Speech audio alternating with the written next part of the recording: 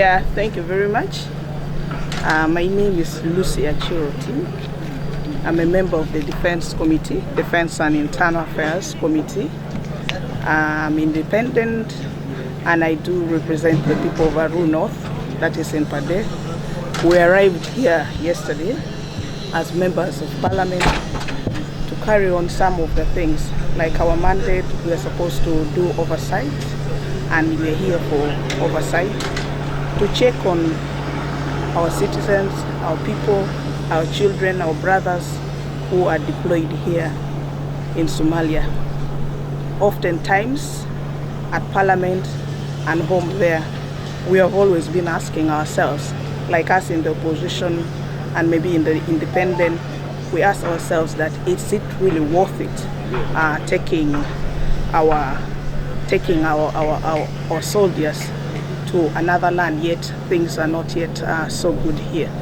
But when we arrived yesterday here, I was quite impressed.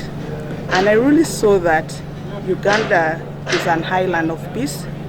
I've really seen that in Uganda we are really enjoying quite a number of things that people decide cannot have it, they cannot access it.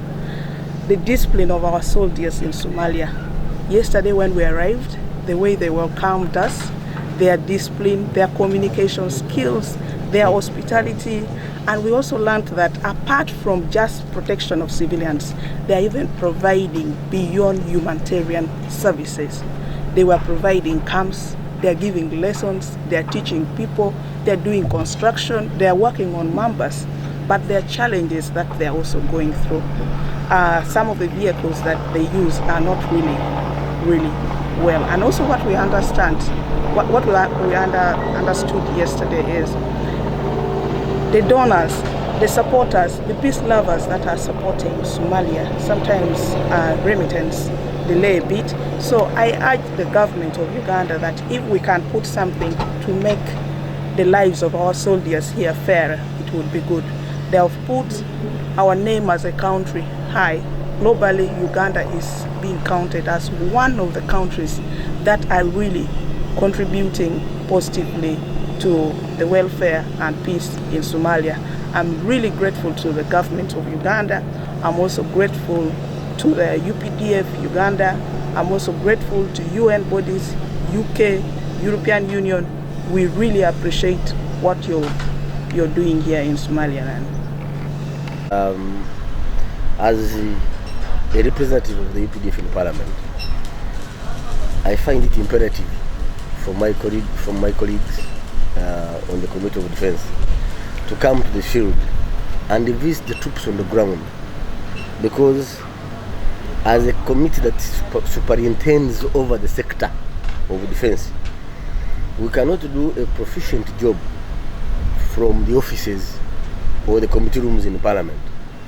Rather, you will be competently able to either question the expenditure defense has incurred, or actually appreciate what the defense asks for in terms of budget support once you visit the field like now. Because then you have seen, one, the kind of operations they do, the operation environment.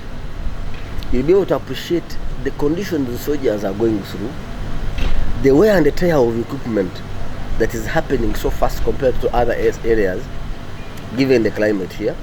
So when defense asks for more money to purchase equipment, we do understand what they are talking about.